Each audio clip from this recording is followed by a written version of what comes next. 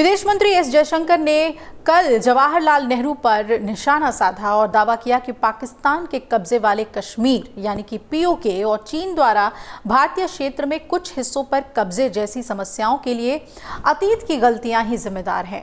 संयुक्त राष्ट्र सुरक्षा परिषद में भारत को स्थायी सदस्यता की पेशकश किए जाने के समय इसके रुख का जिक्र करते हुए जयशंकर ने दावा किया कि एक समय था जब देश के प्रथम प्रधानमंत्री नेहरू जी ने कहा था कि भारत बाद में, चीन पहले। यहां Gujarat chamber of commerce and industry को संबोधित करते हुए एस जयशंकर इस सवाल का जवाब दे रहे थे कि क्या भारत को पीओके और चीन द्वारा कब्जाए गए भारतीय क्षेत्रों की स्थिति के साथ सामंजस्य बिठाना चाहिए या इन्हें वापस पाने के लिए प्रयास करना चाहिए।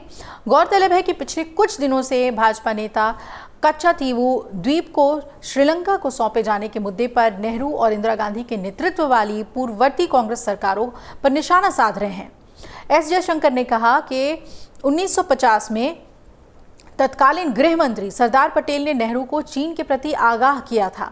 पटेल ने नेहरू से कहा था कि आज पहली बार हम दो मोर्चों यानी कि पाकिस्तान और चीन पर ऐसी स्थिति का सामना कर रहे हैं जिसका सामना भारत ने पहले कभी नहीं किया था।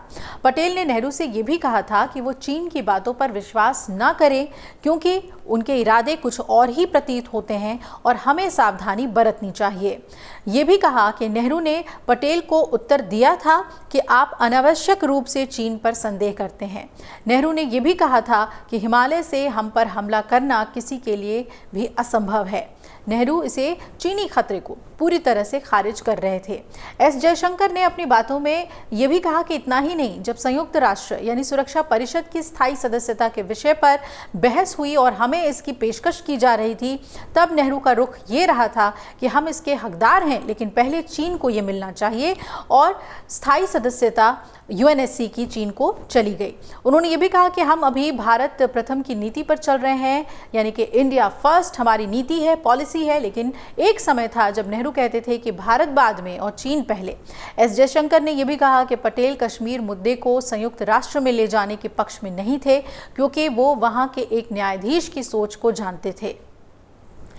वहीं एस जयशंकर ने कल अपनी बातचीत में अंतर्राष्ट्रीय समुदाय को भारत के आंतरिक विषयों पर अवांछित राजनीतिक टीका टिप्पणी करने के खिलाफ भी आगाह किया और कहा कि इस तरह के किसी भी हस्तक्षेप को सख्त जवाब मिलेगा। दरअसल दिल्ली के मुख्यमंत्री अरविंद केजरीवाल की प्रवर्तन निदेशालय द्वारा की गई गिरफ्तारी के सिलसिले में अमेरिका, जर्मनी और संयुक्त राष्ट्र के राजनयिकों ने हालिया बयानों के मद्देनजर एस जयशंकर ने ये टिप्पणी दी और भारत ने इन बयानों का कड़ा विरोध भी किया है। एस जयशंकर ने संवाददाताओं से कहा कि किसी ने संयुक्त राष्ट्र के एक व्यक्ति से यानी कि केजरीवाल की गिरफ्तारी के बारे में पूछा और उन्होंने कुछ जवाब दिया, लेकिन अन्य मामलों में मैं बहुत स्पष्ट रूप से कहूंगा कि ये पुरानी आदतें हैं, ये बुरी आदतें हैं। मंत्री ने राष्ट्रों की संप्रभुता का सम्मान करने और एक दूसरे के घरेलू मामलों में दखल देने से दूर रहने के महत्व पर जोर दिया और उन्होंने कहा कि देशों के बीच एक खास मर्यादा है। हम संप्रभु देश हैं, हमें एक दूसरे के आंतरिक मामलों में हस्तक्षेप नहीं करना चाहिए, हमें एक दूसरे की राजनीति के बारे में टीका टिप्पणी नहीं करनी चाहिए। एस जयशंकर ने बहुत अहम टिप्पणियां की हैं पूर्ववर्ती सरकारों को लेकर, कांग्रेस सरकार को लेकर।